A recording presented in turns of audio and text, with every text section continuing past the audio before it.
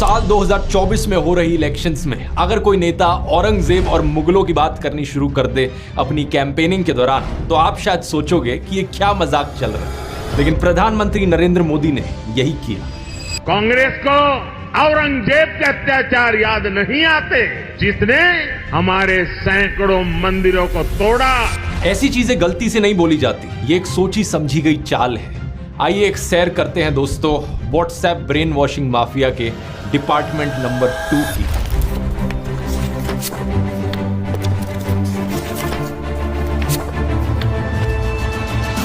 YouTuber Ranveer Allahbadia अपने podcast पर एक गेस्ट का इंटरव्यू कर रहे थे और एक सवाल उन्होंने अपने गेस्ट से पूछा कि किन 3 इंडियंस को देश छोड़कर चले जाना चाहिए और कभी वापस नहीं आना चाहिए। 3 Indians that should leave India and never return are। अब पहली बात तो इस सवाल ही अपने आप में बहुत भद्दे किस्म का सवाल है, लेकिन वहां बैठे गेस्ट ने इस सवाल को लेकर कोई ऑब्जेक्शन नहीं किया। उन्होंने 3 इंडियंस के नाम गिनाने शुरू कर दिए।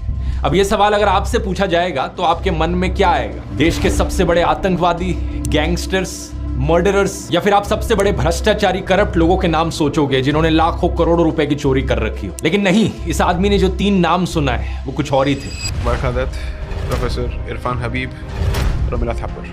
बरखा दत्त एक जर्नलिस्ट है जिनका नाम आपने सुना होगा, लेकिन बाकी जो 2 नाम हैं, इरफान हबीब और रोमिला थापर, ये एक्चुअली में हिस्टोरियंस हैं। आखिर इतनी एक्सट्रीम नफरत किसी के दिल में हिस्टोरियंस को लेकर आखिर क्यों होगी? इसके पीछे जवाब है दोस्तों इस ब्रेन वॉशिंग माफिया का दूसरा डिपार्टमेंट। क्योंकि रोमिला थापर कहती हैं कि हम हिंदू लोग गुलाम नहीं थे। सही सुना आपने, इसी कारण से गुस्सा है ये लोग रोमिला थापर से, क्योंकि वो कहती हैं कि हमारे जो पूर्वज थे, हमारे पूर्वज हिंदू लोग किसी के गुलाम नहीं थे, वो आजाद लोग थे। ये बड़ी दिलचस्प बात है क्योंकि आमतौर पर हमारे समाज में लोग एक दूसरे को गाली देते हैं ऐसी चीजें कहकर कि तुझे तो मैं अपने घर पे नौकर भी ना रखूं, तेरी औकात क्या है, तू तो गुलाम है। और लोग ऑफेंडेड फील करते हैं जब उन्हें गुलाम या नौकर बुलाया जाए तो। लेकिन यहाँ पर केस इसका बिल्कुल उल्टा है। रोमिला थापर कहती हैं कि आप गुलाम नहीं थे, आप नौकर नहीं थे, लेकिन ये भाजपाई हिंदू उनसे गुस्सा है इस चीज को लेकर कि कैसे कह दिया कि हम आजाद थे, ऐसे कैसे हमसे गुलामी का लेबल आपने छीन लिया। रोमिला थापर भारत छोड़ो।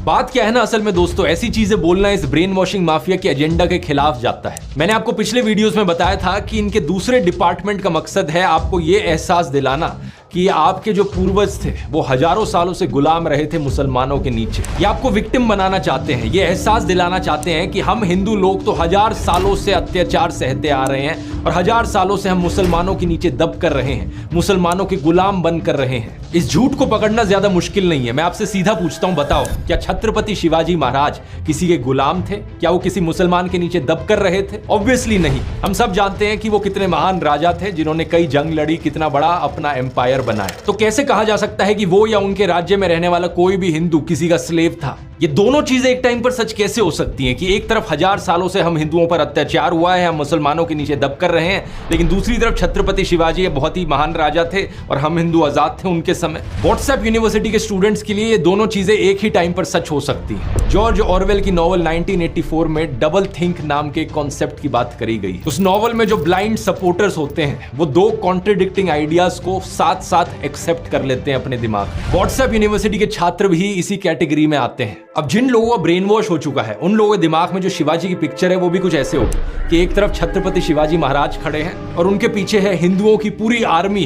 भगवे रंग से सजी हुई। दूसरी तरफ औरंगजेब खड़ा है और उसके पीछे है मुसलमानों की पूरी आर्मी, हर कोई ग्रीन रंग से सजा हुआ है। अगर आप भी ऐसा ही सोचते हो तो तैयार हो जाओ, आपकी आंखें खुलने वाली हैं। आइए कुछ हिस्टोरिकल फैक्ट्स जानते हैं। एयरपोर्ट बना दिया, उसके बाद में स्टेशन कितना बड़ा बना दिया, राम मंदिर, बड़े बड़े बोर्ड लगाया, रोजगार दे रहे हैं। क्या बात कर रहे हैं, रोजगार नहीं है। भोग लो पहले, आप लोग भोग लो।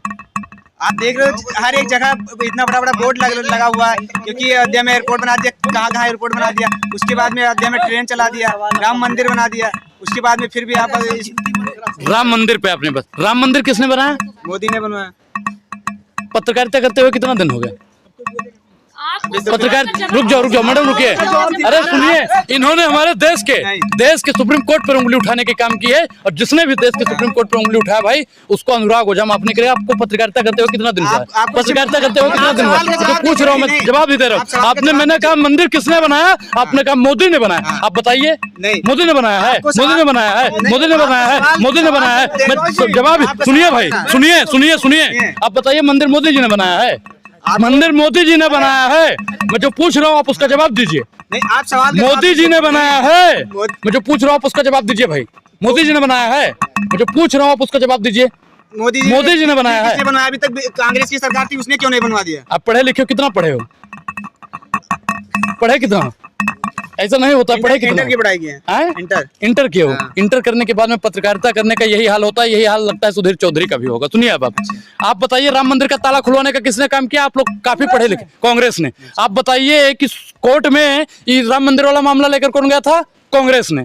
ठीक, आप बताइए कि राम की मूर्ति, राम का पूजा पाठ करवाने का काम किसने किया था? मोदी। अरे भाई, कांग्रेस ने। अब सुनिए, आप जो अयोध्या गए हो, कभी अयोध्या गए हो? राम की पैड़ी बनी हुई है, वो किसने बनवाने का काम किया है? मोदी ने, कांग्रेस ने। आप हरिद्वार कभी गए हो? हरिद्वार गए हो तो हरिद्वार की हरि की पौड़ी पर जाइए और वहां पे साफ और सुनहरे अक्षरों में लिखा हुआ है कि इस घाट का निर्माण राजीव गांधी प्रधानमंत्री फंड कोष से कराया गया है। अब आप पे सवाल आता है। नहीं, सुनिए, मैं सवाल के जवाब भी दूंगा भाई। आपको भी दलाली की हवा आपकी भी निकलेगी। इधर आइए, कैमरे के सामने एक बार आप आ जाइए। दूध का दूध आपका भी, पानी का पानी। आप एक चीज बताइए, हिंदू के खिलाफ कोई बात नहीं। सुनिए भाई, मुझको पहले बोल लेने दीजिए। आप बताइए। मैं अरे इनको, इनकी गलतफहमी दूर कर दें। वो कैमरा आप लोग सीधा कर लीजिएगा। इनकी है थोड़ा, इनका ठीक कर दे इनको। ये बहुत ज्यादा इनको मोदी जी की भक्ति हो गई। अब बीजेपी का कुछ पहने तो नहीं है। बीजेपी का कुछ नहीं। तो बीजेपी का चश्मा लेकिन उतार के आइएगा। चश्मा भी नहीं लगा रखे बीजेपी का। अच्छा, आप बताइए, मोदी सरकार ने काम क्या क्या किया है इस देश के लिए? यहाँ से गुंडागर्दी हटा दिया। गुंडागर्दी हटा दी गई है। गुंडागर्दी हटा दी गई है। कितना गुंडागर्दी हटाई गई है? आपको लगता है? और सारे भाग के छोड़ के। जब गुंडा इस सिस्टम में बैठ जाएगा तो गुंडागर्दी तो खत्म ही हो जाएगी। आप बताइए, काम गिनवाइए, मोदी सरकार का काम गिनवाइए। खुद सारे लोग जाके सरेंडर कर रहे हैं खुद अपने आप को। आपने तो अभी तक सरेंडर नहीं किया। हम गुंडागर्दी थोड़ी ना कर रहे आप बताइए, मोदी सरकार का काम गिनवाइए, काम गिनवाइए। बाबा ने कहा था ना कि बिजली आएगी। बिजली आ रही है गांव में? बिजली आ रही है गांव में। 24 घंटे बिजली आ रही है। 24 भाई, फिर 8 घंटा फिर बिजली आ रही है ना। 8 घंटा आ रही है ना। 24 घंटा मतलब झूठा हुआ कि नहीं हुआ? झूठा हुआ कि नहीं हुआ? उसने कहा था पेपर लीक नहीं हुआ था। उसने क्या कहा था कि पेपर लीक नहीं होगा। पेपर लीक हो रहा है, बताइए वो झूठा है कि नहीं है? झूठा है कि नहीं है जो मैं पूछ रहा हूँ उसका जवाब। मैडम शांत रहिए। कार्रवाई कब की जाएगी? 5 साल बाद। सुनिए भाई, 5 साल बाद होगी कार्रवाई। आप पेपर आज देने गए, पैसा आज आपने खर्च किया है। आप 5 साल 6 साल मेहनत किए, आपका एक बार कभी पेपर निकलता है और उसका भी पेपर लीक हो जाता है। आपके गांव में इतना डायपर भी लीक नहीं होता होगा। अगर आपने प्रेम किया होगा तो आपका प्रेम पत्र भी इतना लीक नहीं हुआ होगा जितना उत्तर प्रदेश में पेपर लीक हो गया है। आप उत्तर प्रदेश की काम बताइए और मोदी सरकार ने कौन कौन सा काम देश के लिए किया है? उत्तर प्रदेश की जाके वहाँ की सड़कें देखो। सड़क किसने बनाया है? मोदी ने बनवाया। मोदी ने बनवाया। एक चीज बताइए, अखिलेश यादव ने वहाँ पे सड़क बनाया था कि नहीं बनाया था? एक कितना सड़क मोदी जी ने बनाया बताइए? कितना सड़क इन्होंने बनाया है? कितना एक्सप्रेस बनाया है? योगी सरकार ने कितना एक्सप्रेस बनाया? आगरा एक्सप्रेस उन्होंने बनाया है। पढ़ के आइए, अखिलेश यादव ने बनाया है। आप एक चीज आपको बताते हैं कि योगी जी की सरकार में सिर्फ एक एक्सप्रेस बना है, वो पूर्वांचल एक्सप्रेस है।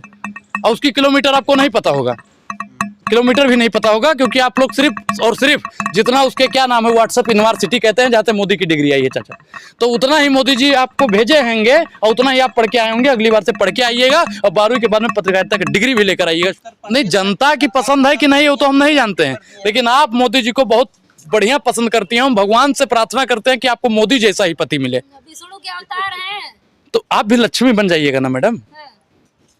विष्णु का होता। सुनिए, आप इंडिया गठबंधन का डिफेंड कर रहे हैं। सुप्रिया जी ने जैसे महिलाओं की अवमानना की, आप अभी एक महिला को मोदी जी की लक्ष्मी बनाने की कोशिश कर रहे हैं। मैंने क्या बता, लक्ष्य देश की। अरे भाई सुनो तो पहले, सुनोगे मैंने क्या कहा कि देश की बेटियां, देश की महिलाएं लक्ष्मी हैं, साक्षात लक्ष्मी। बोल रहे हैं कि मोदी को विष्णु बताया। अरे भाई कौन कह रहा है?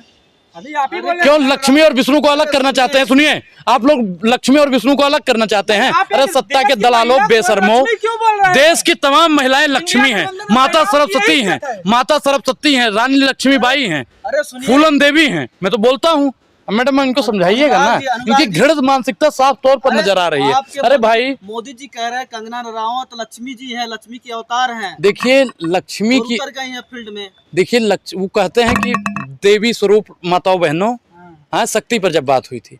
और कंगना रनावत को आप किस प्रकार से रानी लक्ष्मीबाई मान सकते हैं? लक्ष्मी उनको किस प्रकार से किरदार किया है रानी लक्ष्मीबाई का, वैसे बेबाक होकर बोलती हैं। देखिए, ये झांसा बाई होंगी, ये झांसा देने का लोगों को काम करती हैं। रानी लक्ष्मीबाई अंग्रेजों से लड़ी थी मैडम, आपको भी पता है। और झांसी की रानी अब झांसा, आप दोनों को कैसे अब झांसे की रानी और झांसे का राजा इकट्ठा हो गया है। आप इतने बड़े कलाकार पे उंगली उठा रहे हैं। अरे मैं भैया, हम कौन सा कलाकार पे उंगली उठा रहे हैं? रानी लक्ष्मीबाई कलाकार थी, नाटक करती थी। कंगना रनौत पे आप मैं रानी लक्ष्मीबाई की बात कर रहा हूँ। वो एक देश की सबसे वीर महिला कह थी। रहे हैं ना, लक्ष्मी जी हैं। हैं? लक्ष्मी है। मोदी जी तो कुछ भी कह देते हैं। मोदी जी की बात पर गधे की बात का और साहब की बात का विश्वास नहीं करना चाहिए। गारंटी पूरी देश मान रही है, आप उनकी बात का विश्वास नहीं मोदी जी की गारंटी क्या है? हम हिंदू हैं और मोदी जी भी हिंदू हैं। और हमारे हिंदू प्रथा में है कि जब हमारी शादी होगी ना भैया, तो हम लोग अग्नि को साक्षी मानकर 7 फेरा लेते हैं और बोलते हैं 7 जन्म तक आपके साथ रहेंगे। आपका भी शादी हुआ होगा, यही वचन आपने भी लिया होगा। अब बताइए क्या मजबूरी रही कि मोदी जी यशोदाबेन को छोड़ दिए थे? जब सवालों से भागने लगते हैं तो आप नीचे टिप्पणी करने लगते हैं। अच्छा, ये प्रधानमंत्री के पत्नी के पास चले जाओ। नमस्कार, मेरे साथ है विश्व गुरु यानी देश के प्रधानमंत्री श्री नरेंद्र मोदी।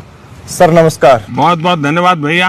तो सर, मेरा आपसे पहला सवाल है कि आप अपने भाषणों में लगभग झूठ बोलते हैं, तो इसकी तैयारी कैसे करते हैं? सुबह रात को नींद नहीं आती, सुबह 4 बजे उठ करके चले जाते हैं। मोदी जी, हमने एक चीज देखी है कि आप जो सच्चे पत्रकार हैं उनको इंटरव्यू नहीं देते। तो अगर कोई सच्चा पत्रकार आपके सामने आ जाए तो वो क्या स्थिति होगी? ये जो स्थिति है वो किसी भी हालत में स्वीकार्य नहीं हो सकती है। सर, मणिपुर हिंसा हो या दलितों पर अत्याचार हो या फिर जो बढ़ती बेरोजगारी हो, इस पर आप कुछ कहिए। मुझे किसी को कुछ कहने की जरूरत नहीं है। प्रधानमंत्री जी, मेरा अगला सवाल है कि आप जो ये झूठ का प्रोपोगेंडा फैलाते हैं वो सबसे ज्यादा कहाँ दिखाई देता है? ये तो टीवी पर दिखता है। अगला सवाल मेरा नोटबंदी को लेकर है कि आपने जो नोटबंदी की उसका क्या उद्देश्य था? ये अपने फायदे के लिए।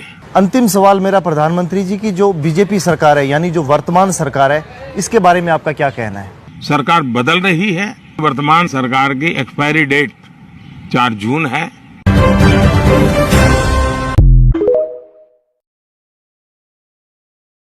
जी हां, आज नरेंद्र मोदी ने बदजुबानी की नई मिसाल पेश करते हुए विपक्ष के नेताओं के लिए मुजरा जैसे शब्द का इस्तेमाल किया। जी हां, नरेंद्र मोदी ने मुजरा जैसे शब्द का इस्तेमाल किया है। मोदी ने बिहार में आरक्षण पर बीजेपी का पक्ष रखते हुए जो कुछ कहा, उससे न केवल विपक्ष का बल्कि महिलाओं का भी अपमान किया गया है। मुजरे जैसे शब्द बोलकर मोदी ने अपनी मानसिकता का परिचय दे दिया है, जिस पर प्रियंका गांधी ने उन्हें जमकर सुनाया। लेकिन पहले नरेंद्र मोदी को सुनते हैं, उनके सुवचन को सुनते हैं, क्या कुछ कह रहे हैं। और देश का प्रधानमंत्री अगर ऐसे शब्दों का इस्तेमाल करेगा तो ये देश किस दिशा में जाएगा, इसका अंदाजा आप लगा सकते हैं। लेकिन पहले सुनिए प्रधानमंत्री नरेंद्र मोदी, आखिर क्या बौखलाहट है, क्या परेशानी है नरेंद्र मोदी को कि महिलाओं का इतना ज्यादा अपमान आज करते हुए वो नजर आए। और अपने इस शब्द से वो इंडिया गठबंधन पर वार नहीं कर रहे थे, बल्कि महिलाओं का अपमान कर रहे थे नरेंद्र मोदी। पहले सुनते हैं नरेंद्र मोदी कह क्या रहे हैं, सुनिए। इंडिया अलायंस को अपने वोट बैंक की गुलामी करनी है तो करे, उनको वहां जाके मुजरा करना है तो भी करें।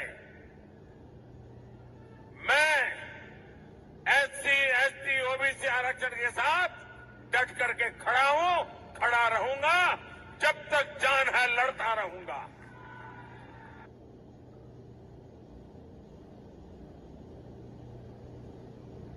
भाई साहब, आप खड़े रहिए ना एससी, एसटी और सब आरक्षण के पक्ष में, बिल्कुल कोई बुराई नहीं है, आप खड़े रहिए। आखिर आपको ये बात कहनी क्यों पड़ रही है कि हम आरक्षण के प्रति खड़े रहेंगे, हम संविधान नहीं बदलना चाहते। बार बार आप ही ये बात कहते हैं, आपके साथी तो आके कहते हैं कि हम बदल देंगे, आपके साथी आके कहते हैं कि आरक्षण हम खत्म कर देंगे। तो पहले उनकी जुबान को पे लगाम लगाइए और उसके बाद साथ साथ आपकी जो बदजुबानी है उस पर भी लगाम लगाइए। मोदी की गारंटी, चारों तरफ हर जगह यही ऐड छाप रखी है। कुछ दिन पहले एक भाषण में गारंटी दी थी भ्रष्टाचार को लेकर। मेरी गारंटी है, भ्रष्टाचार हटाओ। इतनी बेशर्मी से इतना बड़ा झूठ सिर्फ वही इंसान बोल सकता है जो मानकर बैठा हो कि भाई जनता तो बेवकूफ है, मैं जो बोलूंगा वो अंधाधुंध मेरी बातों में विश्वास कर लेंगे। इस गारंटी की असलियत सुनो। Himanta Biswa Sharma 10,000 crore Sharda chit fund scam का आरोप अब बीजेपी में है। नवीन जिंदल 21,000 करोड़ कोलगेट स्कैम का आरोप अब बीजेपी में है। Ashok Chavan Adarsh housing society scam का आरोप अब बीजेपी में है। Ajit Pawar 70,000 crore Maharashtra state cooperative bank scam का आरोप अब बीजेपी के साथ है। Praful Patel 30,000 crore Air India scam का आरोप अब बीजेपी के साथ है। Suvendu Adhikari 10,000 crore Sharda chit fund scam का आरोप अब बीजेपी में है। पापा की करो पेट्रोल खत्म ही नहीं होता। 2014 से 25 ऐसे ऑपोजिशन लीडर्स हैं जिन पर करप्शन के आरोप लगे थे और अब उन्होंने बीजेपी ज्वाइन कर ली। और ये करप्शन के आरोप बीजेपी ने ही लगाए थे खुद। इनमें से 23 के ऊपर जो अब करप्शन केसेस चल रहे हैं उन्हें भुला दिया गया है। इतना ही नहीं, इस इलेक्शन में लड़ने वाले 28% बीजेपी के कैंडिडेट्स एक्चुअली में बाकी पार्टियों से डिफेक्ट होकर बीजेपी में आए हुए हैं। बड़े बड़े भ्रष्टाचारी आज सलाखों के पीछे हैं। सच बात यह है कि सारे भ्रष्टाचारी आज के दिन बीजेपी के अंदर है और इसके अलावा इलेक्टोरल बॉन्ड का स्कैम देश के इतिहास का सबसे बड़ा स्कैम है। जो नेता सलाखों के पीछे हैं वो तो वो लोग हैं जिन्होंने बीजेपी ज्वाइन करने से इनकार कर दिया। अरविंद केजरीवाल और हेमंत सोरेन जैसे पॉलिटिशियंस जिनके खिलाफ ना कोई मनी ट्रेल मिला है ना कोई करप्शन साबित। Biswa Sharma 10,000 crore Sharda chit fund scam का आरोप अब बीजेपी में है। नवीन जिंदल 21,000 करोड़ कोलगेट स्कैम का आरोप अब बीजेपी में है। Ashok Chavan Adarsh housing society scam का आरोप अब बीजेपी में है। Ajit Pawar 70,000 crore Maharashtra state cooperative bank scam का आरोप अब बीजेपी के साथ है। Praful Patel 30,000 crore Air India scam का आरोप अब बीजेपी के साथ है। Suvendu Adhikari 10,000 crore Sharda chit fund scam का आरोप अब बीजेपी में है। पापा की करो पेट्रोल खत्म ही नहीं होता। 2014 से 25 ऐसे ऑपोजिशन लीडर्स हैं जिन पर करप्शन के आरोप लगे थे और अब उन्होंने बीजेपी ज्वाइन कर ली। और ये करप्शन के आरोप बीजेपी ने ही लगाए थे खुद। इनमें से 23 के ऊपर जो अब करप्शन केसेस चल रहे हैं उन्हें भुला दिया गया है। इतना ही नहीं, इस इलेक्शन में लड़ने वाले 28% बीजेपी के कैंडिडेट्स एक्चुअली में बाकी पार्टियों से डिफेक्ट होकर बीजेपी में आए हुए हैं। बड़े बड़े भ्रष्टाचारी आज सलाखों के पीछे हैं। सच बात यह है कि सारे भ्रष्टाचारी आज के दिन बीजेपी के अंदर है और इसके अलावा इलेक्टोरल बॉन्ड का स्कैम देश के इतिहास का सबसे बड़ा स्कैम है। जो नेता सलाखों के पीछे हैं वो तो वो लोग हैं जिन्होंने बीजेपी ज्वाइन करने से इनकार कर दिया। अरविंद केजरीवाल और हेमंत सोरेन जैसे पॉलिटिशियंस जिनके खिलाफ ना कोई मनी ट्रेल मिला है ना कोई करप्शन साबित हो पाया है। इस चुनाव में दोस्तों हमें अपनी पूरी जी जान लगानी होगी देश के लोकतंत्र को बचाने के लिए। मैंने तो अपना पूरा करियर यहाँ दांव पर लगा दिया है क्योंकि मैं चुप नहीं बैठ सकता। मैं देश को ऐसी हालत में गिरते नहीं देख सकता। इसलिए मैं बार बार कह रहा हूँ अपनी आवाज उठाओ क्योंकि शायद दोबारा कभी मौका ना मिले। मुझे नहीं पता अंत में हमारी ये कोशिश सफल होगी या नहीं, लेकिन एक बात जरूर पता है मुझे, मैं अपने आप पर हमेशा गर्व करूंगा कि मैं चुप नहीं बैठा रहा। मैंने अपनी तरफ से पूरी कोशिश करी, आखिरी दम तक कोशिश करी। जय हिंद।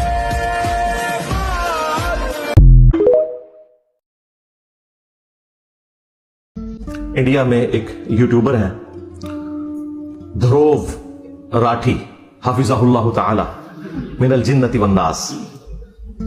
अल्लाह ताला उनकी हिफाजत फरमाए और उनके लिए सच्चाई का रास्ता जो है वो आसान कर दे, आमीन। ध्रुव राठी जो है ना जी, ये मैं समझता हूं इस दौर के लिए बहुत बड़ी नेमत है अल्लाह ताला की।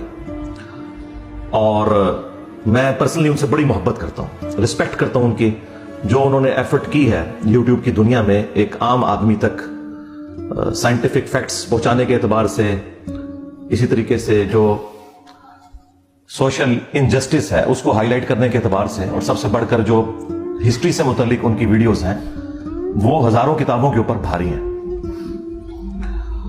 बेसिकली वो भी मेरी तरह एक मैकेनिकल इंजीनियर है और आजकल वो जर्मनी में, वहीं पे उन्होंने शादी की है। और आपको पता है कि इंडिया में एक बड़ी कंजर्वेटिव किस्म की एक खास सोच रखने वाली हुकूमत है, उसका भी सलूक उनके साथ सही नहीं था।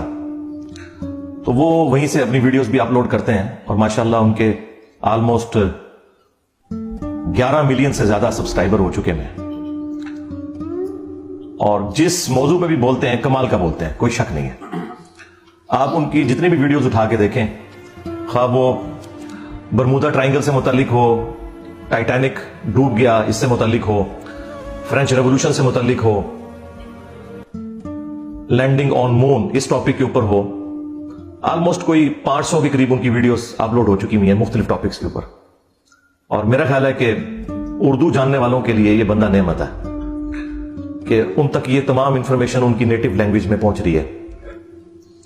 और मैं तो बड़े अरसे से उनको देखता हूं और उनकी वीडियोस रिकमेंड करता हूं मुख्तलिफ मौके के ऊपर, अपने करीबी दोस्तों को भी उनका तारुफ करवाता हूं। आप भी इस वीडियो के बाद उनके चैनल को जरूर विजिट करें और वीडियोस देखें कि कितनी मेहनत से वो काम करते हैं। और उन्होंने, आप समझ लें, इस मॉडर्न एज के अंदर एक पूरा पैराडाइम शिफ्ट कर दिया है इस हवाले से कि उन्होंने एजुकेशन को अपना मौजू बनाया है और इसके जरिए उन्होंने इतनी व्यूअरशिप हासिल की है। और तमाम रिलीजन से ताल्लुक रखने वाले लोग जो साइंस में दिलचस्पी रखते हैं, हिस्ट्री में दिलचस्पी रखते हैं, वो उनकी वीडियोस को बड़े शौक के साथ देखते हैं। और वो बंदा डिजर्व करता है जितनी उन्होंने मेहनत की है इस हवाले से।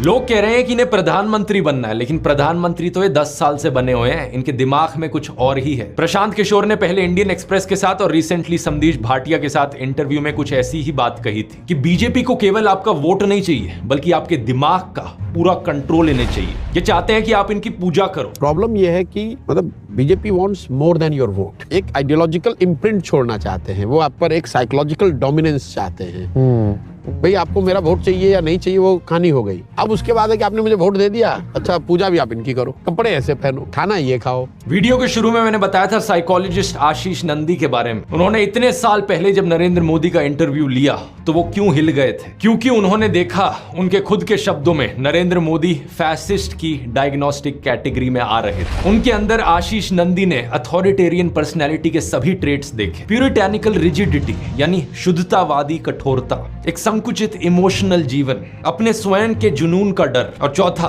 बहुत बड़ी ईगो। एक ऐसी ईगो जो अंदर बैठी हुई इनसिक्योरिटी को छिपा रही है। अंदर एक डरपोक बैठा है जो बाहर सब कुछ कंट्रोल करना चाहता है। एक तरफ ये अपने अमीर सेठ दोस्तों और वफादारों के साथ, दूसरी तरफ करोड़ों गरीब लोग। मित्रोनॉमिक्स की इस इकोनॉमिक पॉलिसी पर गरीब लोग एतराज ना करें, इसलिए सोशल पॉलिसी, फूट डालो और राज करो। फिर भी कुछ लोग अपनी सैनिटी बनाए रखें और विरोध दर्ज करें तो पॉलिटिकल पॉलिसी, अथॉरिटेरियनिज्म, पावर का नशा, सत्ता की भूख, इनके सामने कोई ना बोल पाए। अपने आलोचकों को देशद्रोही गद्दार कहने का फॉर्मूला भी तानाशाही का ही फॉर्मूला है। सिंगर नेहा सिंह राठौड़ से लेकर जर्नलिस्ट आरफा खान शेरवानी के ट्विटर पर गंदी गालियां दी जाती है, ये भी यही फॉर्मूला है। कुछ दिन पहले पॉलिटिक्स के एक रिपोर्टर राघव त्रिवेदी पर अमित शाह की रैली में गुंडों ने हमला कर दिया। किसी को धमका दो, किसी को गाली दो, किसी को डरा दो तो किसी को गद्दार घोषित कर दो। और फिर नरेंद्र मोदी और उनके बृजभूषण सिंह, अजय मिश्रा टैनी जैसे नेताओं के खिलाफ कोई ना बोल सके, सब कुछ चुपचाप सहो। यही वजह है जिसके कारण मैं कहता हूं, मोदी नहीं, कोई भी और जिसमें आलोचना सहने की शक्ति हो, जो लोगों के प्रति जवाबदेही हो, जो अहंकारी होने की बजाय विनम्र हो, जो एक्सपर्ट से सलाह करते हुए विवेकपूर्ण चले। इसलिए राहुल गांधी, मल्लिकार्जुन खड़गे, शशि थरूर, नितिन गडकरी, अरविंद केजरीवाल, मनीष सिसोदिया, उद्धव ठाकरे, एमके स्टैलिन, पिनरई विजयन, मनोज कुमार झा, महुआ मोइत्रा, इनमें से कोई भी नेता नरेंद्र मोदी से 100 गुना बेहतर है। जो गलत चले उसे सही राह पर लाया तो जा सके, एक ऐसा इंसान जो खुद को शहंशाह ना मानता हो। जिन नेताओं के मैंने नाम लिए, ये तो फिर भी पढ़े लिखे नेता हैं, एक्सपीरियंस लोग हैं, लेकिन मैं तो कहता हूं दोस्तों, नरेंद्र मोदी से बेहतर पीएम अंजना ओम कश्यप जैसी एंकर भी बन सकती है। मजाक नहीं कर रहे हैं यहाँ पे। क्या बात कर रहे हैं? खुद ही सोचकर देखो, कम से कम अंजना ओम कश्यप इस अहंकार में तो नहीं होंगी कि मुझे सब पता है। कम से कम बाकी कैबिनेट मिनिस्टर, ब्यूरोक्रेट्स, एक्सपर्ट से सलाह करेंगी, वो प्रेस कॉन्फ्रेंस करेंगी, पूरे देश को एक चाटुकारों का देश नहीं बना देंगी, अपने खिलाफ बोलने वालों को गद्दार नहीं कहेंगी। लेकिन ये जो नरेंद्र मोदी और कंगना रनौत जैसी टाइप की पर्सनैलिटी के लोग होते हैं, ये सबसे खराब लोग होते हैं देश के लीडर्स बनने के लिए।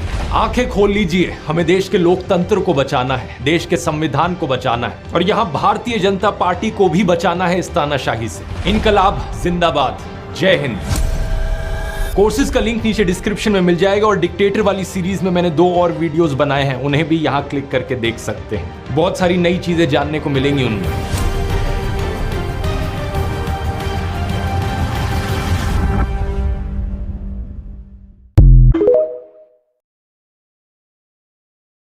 उत्तर प्रदेश मोदी जी कहते हैं कि देश के अंदर बेटियां बहुत ज्यादा सेफ हैं। सेफ तो हैं, आप तो देख रहे हैं, कभी कुकर में, कभी फ्रिज में, देख तो रहे हैं ना आप। कभी कुत्ते खा रहे हैं, कभी कुत्ते खा रहे हैं। मैंने आपसे क्या कहा, मैं अरब कंट्री की बात नहीं कर रहा हूँ। हम लोग बाई चॉइस हिंदुस्तानी हैं, अल्हम्दुलिल्लाह हम लोगों ने हिंदुस्तान को चुना है, और यहीं दफन हो जाएंगे हम कहीं और नहीं जाने वाले बहकर, हम यहीं दफन होंगे इसी सरजमीन में। जिंदा है तो सजदा करते हैं, मर जाएंगे तो दफन हो जाएंगे इसी में।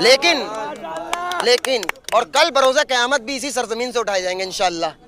लेकिन हम एक बात कहेंगे, आप कह रहे सब बेटी बचाओ बेटी पढ़ाओ, सबका साथ सबका विकास, रेप नहीं हो रहे हैं, भाई रेप नहीं हो रहे? रेप हो रहा है, अभी हो रहे हैं, अभी भी हो रहे हैं। मैं ये नहीं बता रहा हूँ कि अरब कंट्री का कुछ भी देखे, नहीं, हम हिंदुस्तान में रहते हैं। हम सिर्फ ये कह रहे हैं कि हैवानियत का कोई तरफदार ना होगा, जालिम का यहाँ कोई मददगार ना होगा। अगर मेरी बात सच हो तो तालियां बजाइएगा। हाँ, अगर सच हो। हम ये नहीं कह रहे कि इस्लाम का कानून लगा दीजिए, आप ये कर दीजिए, नहीं, इंडिया है भाई। हैवानियत का कोई तरफदार ना होगा, जालिम का यहाँ कोई मददगार ना होगा, और इस्लाम का बस एक ही कानून लगा दो, भारत में कभी कोई बलात्कार ना होगा।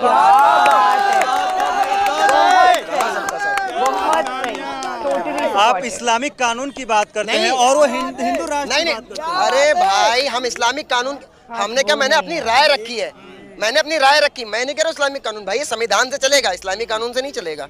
मैं तो नहीं कह रहा मेरे इस्लाम का कानून लगा दो। वही बात तो वो कह रहे हैं कि राम राज अगर आ गया हिंदुस्तान में तो यहाँ पे कभी कोई बलात्कार नहीं होगा, यहाँ पे बेटियां सेफ हो जाएंगी। तो अभी क्या है, अभी क्या है, अभी क्या है, अभी क्या है, अभी क्या है, ये बताइए, अभी क्या है? इनके पास में क्या मुद्दा था? राम मंदिर का, मंदिर बन गया। अब क्या मुद्दा है? ज्ञान बाबरी का। उसके बाद क्या मुद्दा है?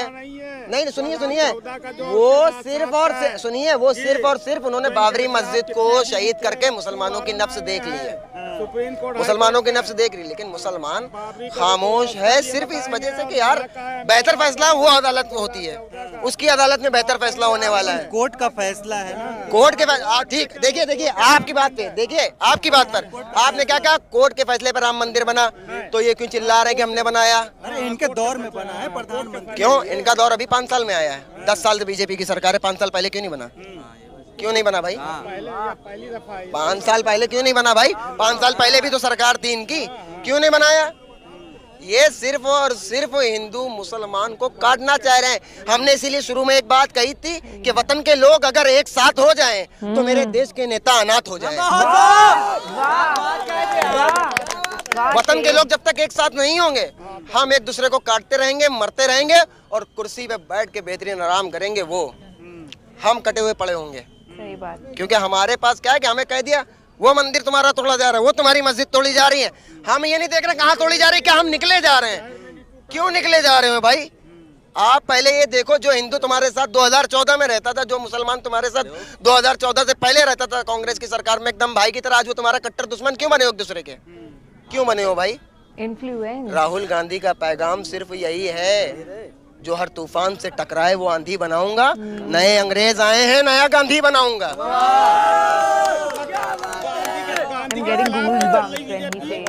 ना गांधी को भी तो नहीं मान रहे हैं भाई, गांधी को मारने वाले को, गांधी के मारने वाले को सुपर हीरो बनाए हो।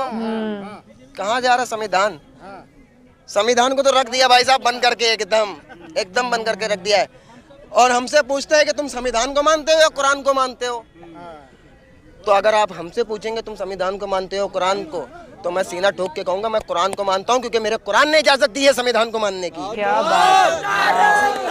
मेरे कुरान ने इजाजत दी है, मेरे कुरान ने इजाजत दी है कि मैं अपने हिंदुस्तान से मोहब्बत करूं, क्योंकि मेरे आका हजरत मोहम्मद अरबी सल्लल्लाहु अलैहि वसल्लम ने इजाजत दी है। संविधान और कुरान की बात करते हैं, एक तरफ संविधान रखा जाए और एक तरफ कुरान, तो सबसे पहले आप किसको मानेंगे? मैं कुरान को मानूंगा, क्योंकि मैंने अभी आपसे क्या कहा, कुरान ने संविधान को मानने की इजाजत दी है।